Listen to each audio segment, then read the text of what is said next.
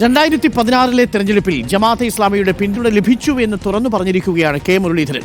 2019 മുതൽ വെൽഫെയർ പാർട്ടിയുടെ പിന്തുണ കോൺഗ്രസിനാണെന്നും മുരളീധരൻ പറഞ്ഞു. ബിജെപിക്ക് ബദൽ കോൺഗ്രസ് എന്ന നിലയിലുള്ള തീരുമാനമാണത്.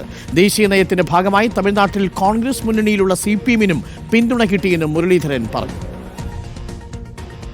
2019 വെൽഫെയർ പാർട്ടി എടുത്ത തീരുമാനം ഇന്ത്യയിൽ എല്ലായിടത്തും കോൺഗ്രസ് നേതൃത്വത്തിലുള്ള മുന്നണിയെ പിന്താങ്ങാനാണ്. ഇന്ത്യയിൽ മൊത്തത്തിലെടുത്ത തീരുമാനം. സ്വാഭാവികമായിട്ടും അതിൻ്റെ ഗുണം തമിഴ്നാട്ടിലൊക്കെ കോൺഗ്രസിനോടൊപ്പം സഖ്യത്തിൽ മത്സരിച്ച് CPM-ന് കിട്ടിയിട്ടുണ്ട്.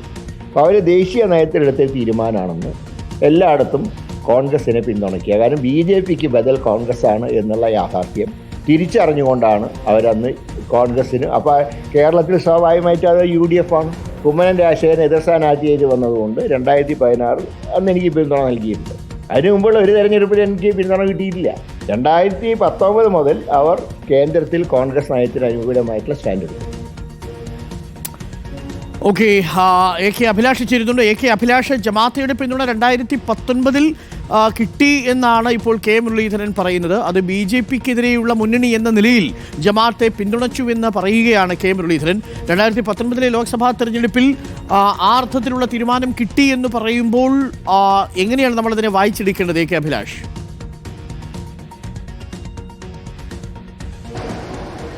ഡോക്ടർ അരുൺകുമാർ, കോൺഗ്രസ് നേതാക്കളാണെങ്കിലും അതോടൊപ്പം തന്നെ CPM നേതാക്കളാണെങ്കിലും ജമാഅത്തെ ഇസ്ലാമിയുടെ പിന്തുണ ലഭിക്കുന്ന ആ ഘട്ടത്തിൽ ഒരിക്കലും അത് അംഗീകരിക്കാൻ തയ്യാറായിട്ടില്ല എന്നുള്ളതാണ് വസ്തുത. പക്ഷേ പിന്നാമ്പുറത്തിലൂടെ അത്തരത്തിൽ പിന്തുണ ഇരു കക്ഷികൾക്കും ഇരു മുന്നണികൾക്കും പലപ്പോഴായി ലഭിച്ചു വരുന്നതുള്ള വസ്തുതയാണ്.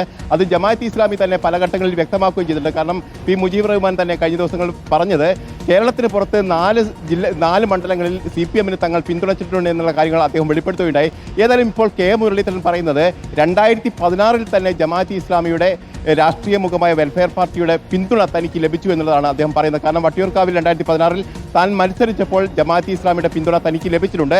2019 മുതൽ BJPക്ക് ബദൽ എന്നുള്ള ഒരു ലക്ഷ്യം വെച്ചുകൊണ്ടാണ് ജമാഅത്തെ ഇസ്ലാമി BJP വിരുദ്ധ രാഷ്ട്രീയ പാർട്ടികൾക്ക് അത്തരത്തിൽ പിന്തുണ ലഭ്യമാക്കുന്നത്. ദേശീയ തലത്തിലെടുത്ത തീരുമാനത്തിൻ്റെ കൂടി അടിസ്ഥാനത്തിലാണ് അത്തരത്തിൽ പിന്തുണ നൽകുന്നതെന്നാണ് പറയുന്നത്. അതായത് കോൺഗ്രസിനൊപ്പം നിൽക്കുന്ന മറ്റ് രാഷ്ട്രീയ പാർട്ടികൾക്കുമൊക്കെ അത്തരത്തിൽ പിന്തുണ ലഭിച്ചിട്ടുണ്ട്.